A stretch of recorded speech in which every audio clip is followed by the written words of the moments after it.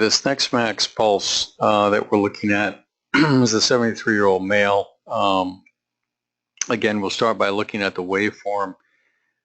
He has a type 4 waveform that's predominant, but also showing some type 7, 5, and also some type 1. Sometimes we see this sort of waveform pattern. When I see it now, I many times will repeat the test because if the transducer is not positioned properly on the finger, if it's rotated left or right, and isn't kind of on axis with a nail bed, we found that it will skew the results. Also, it's very important that the person be in a relaxed mode and have their arms on the table, but that the edge of the table is not pushing into the forearm, because that can compromise blood flow, if you will. So having the arms in a neutral position up on the table becomes important, having their feet flat, keeping them from speaking. So in this particular instance, I would probably repeat this because it's kind of a scattergram, if you will, across the different types. If the person is truly type 4, then they have some issues that we would want to deal with. The next thing that we would look at would be their arterial elasticity and residual blood volume and eccentric contraction. Eccentric contraction seems to be good. Based on this, they would have very stiff arteries and almost no residual blood volume, or a very high residual blood volume. So again, I would probably repeat this because I'm starting to think that potentially this doesn't make perfect physiologic sense. When we then go and look at the heart rate, we can see that the average heart rate is 58. The highest peak heart rate is 79, the lowest 44. So there's certainly good range there. But then when we look down and see the artifacts are 39, now my suspicions that maybe this is not a good study are being confirmed. So I would definitely repeat this study and probably wouldn't pay too much attention to the rest of the data until I'd repeated it. I think the take-home message here is that when you have a lot of artifact beats or you see something that doesn't look like it's making sense physiologically, go ahead and repeat the test. The next max pulse that we'll look at is a 50-year-old male. Here, this person seems to have a nice clean recording. Waveform is type 1 predominantly, with some type 2. We also see this mix very frequently in people. It's rare that people are 100% one type, although common at the same time. I suppose not rare, but certainly not uncommon to have a mixed bag. When we look at their eccentric contraction, arterial elasticity, residual blood volume, we can see that they have good contractility, that they have normal elasticity and a normal residual blood volume. In a perfect world, we'd be improving their endothelial function and nitric oxide system and glycocalyx, etc., and moving the waveform from type 2 to type 1 at the same time that we would be improving their elasticity. When we look at the power outputs here and the balance between sympathetic and parasympathetic, we can see that they're sympathetically dominant. This is also a very common finding that we have. The majority of people that we see are not Zen-like and parasympathetically dominant. The majority are sympathetically dominant. You can see that they lack power, however. Total power is down, very low frequency power is down, low frequency and high frequency, all the domains are down. I would be thinking here about potential thyroid issues, number one, followed by potentially some decrease in mitochondrial function, and potentially some perturbations in hormonal balance. Those would be the things that we would go after. When we look at their stress levels, their physical stress is normal, mental stress is normal, and stress resistance, however, is quite low. So if this were an athlete, we would basically be recovering this person, either with a very active recovery kind of protocol for exercise or even a rest day. Their stress score is up at 57 over 100. We'd like it in aggregate to be below 50. And so this looks to me almost like we would see in someone who had just completed an exercise program. One of the things that we'll see is that the resting heart rate will be higher, as this person's is at 81. Even if they started with replete with power and were above the hash marks, exercise depletes the heart of energy, and we'll see total power drop. We'll also many times see a drop in sympathetic nervous system tone and a rise in parasympathetic nervous tone. Physical stress will increase off a baseline, and stress resistance will go down. And it's possible for those to go the entire distance of the scale there. Physical stress can be very low to start with and very high at the end of a stressful workout. Power can be markedly above the hash marks and then go below. So this next person that we're looking at here is a 31-year-old female. Looking at the waveform, they're predominantly type 2 with a little bit type 1. So we know endothelial function is not optimized. You know, eccentric contraction, elasticity, the artery is quite stiff, so we really know endothelial function and nitric oxide function are not optimized for this person. The DPI, I don't really put much weight on. I really am dissecting out the eccentric contraction and elasticity. And the residual blood volume is going to fall sort of where it may, and that's going to be secondary to the degree of elasticity and eccentric contraction that there is in our estimation. So when we look at this patient's total power, it's actually reasonable. When broken down into the 3 different frequency domains, very low frequency, low, and high frequency, they are all pretty good, and you can see that this person is pretty zen-like. Their parasympathetic tone is dominant. Physical stress is quite low. Stress resistance here is very high, and mental stress is low. So this would be, for an athlete, this would be a good day to work out really hard. They have a low stress score of 14 over 100.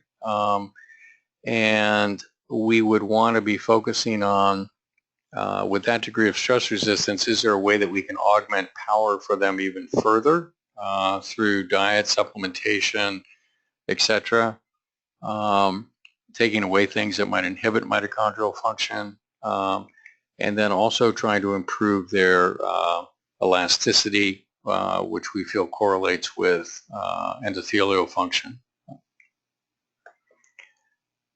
The next client we have here is 31-year-old female showing a type 4 waveform, again with a smattering. And so I'm starting to wonder, is this really a good quality study? The eccentric contraction is suboptimal, elasticity is very low, residual blood volume is low. This is probably a study that I'm going to repeat in a 31-year-old female.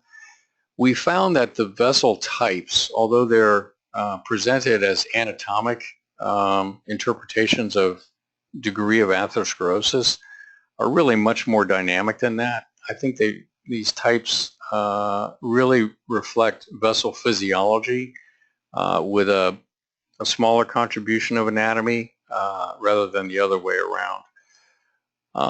So I would be probably repeating this study. When we look at total power, the power is good. They're really sympathetically dominant. Physical stress is normal, but mental stress here is very high, which can correlate with sympathetic nervous system. And we've seen that be a good correlate for many, many people, being able to ferret out their level of mental stress. We've also been able to show that exercise can lower mental stress, as can using cardiomath or other breathing techniques to lower mental stress. So you can use this test actually to help you determine if you're really having an impact on lowering somebody's stress level. Stress resistance is fairly normal to low in our estimation, and the total stress score is 60. But again, I'd probably be repeating this test. Next, we have a 46-year-old male. He's predominantly type 3 and has a bit of a smattering, of course, up to type 1 there. His eccentric contraction and arterial elasticity look pretty good. Because of his high elasticity, the residual blood volume appears to be quite low. And when we look at his power is actually quite good. He does have 17 artifacts, however, so again, I'm thinking about probably wanting to repeat this, this test. Average heart rate was 53. There's a good range of 76 to 45. And then when we look at his sympathetic to parasympathetic nervous system balance, they're actually in balance. Physical stress here is very low. This is what we'd expect to see in a fit individual. Stress resistance very high. So total stress score of 8, great day to exercise hard, but based on the number of artifacts and the waveform, I probably would be repeating the test as well.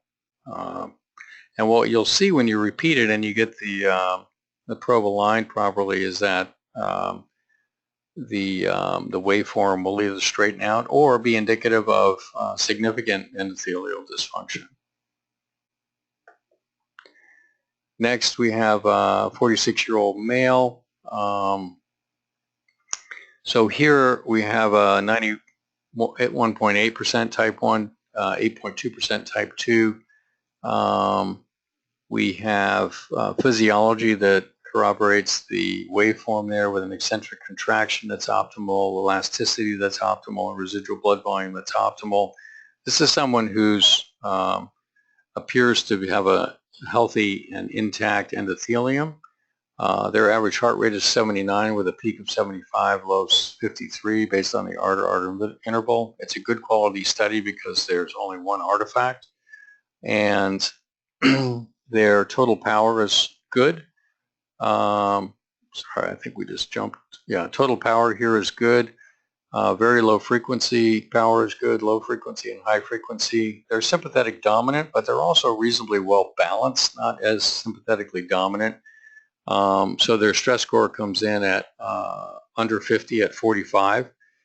Their physical stress is low, but not as low as it could be. Mental stress here is low, but stress resistance is actually quite low.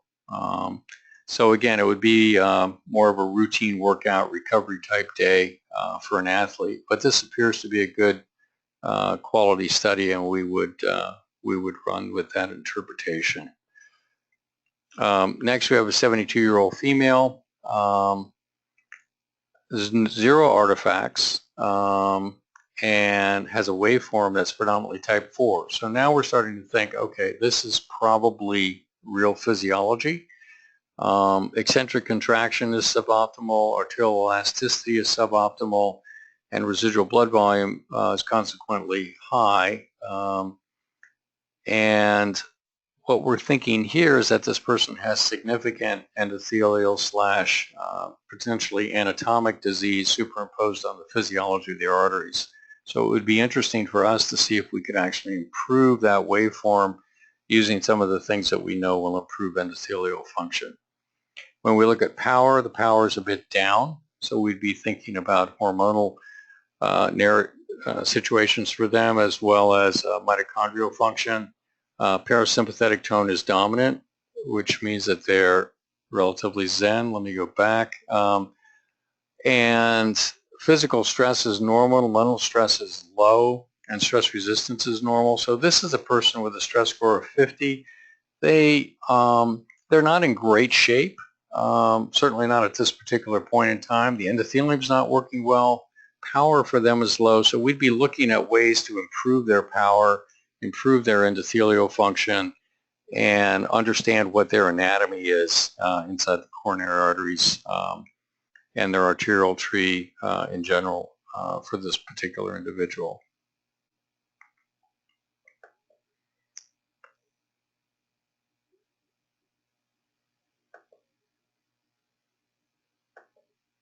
And I believe that's, now here's one more. So this is a 72-year-old female, average heart rate of 83, but there's 25 artifacts. So they're type 2. So I'm thinking that we might want to repeat this. We wanted to include a lot of real-world studies for you so you could get a sense of how we use this and how we become skeptical of it, and then when we're more likely to trust it. Apart from the 25 artifacts, the physiology here looks pretty good and believable, with eccentric contraction being just optimal, elasticity being normal, and residual blood volume being optimal.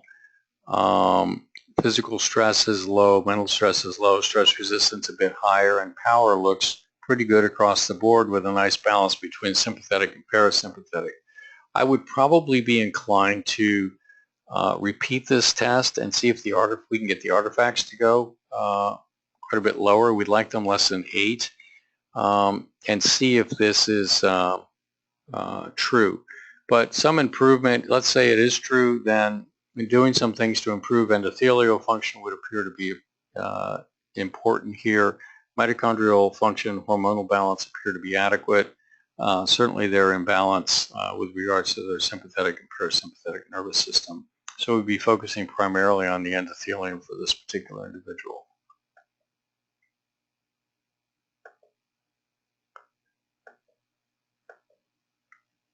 And I believe that's the last of the slides.